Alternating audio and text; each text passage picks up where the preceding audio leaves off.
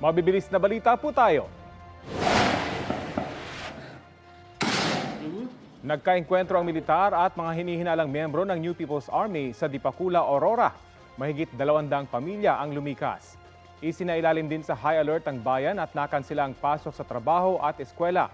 Ayon sa tagapagsalita ng Philippine Army, nangyari ang unang engkwentro sa Barangay Toytoyan nitong Lunes. Nasundan pa kahapon sa Barangay Salay. Isang sugatan na nasa mabuting kalagayan na ngayon. Patuloy naman ang clearing operation ng mga sundalo sa lugar.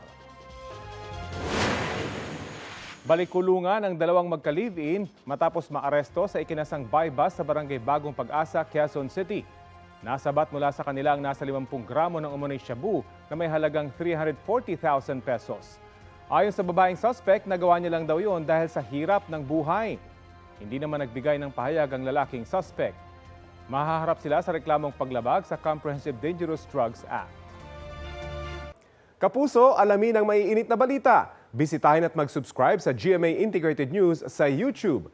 Sa mga kapuso abroad, samahan niyo kami sa GMA Pinoy TV at sa www.gmanews.tv.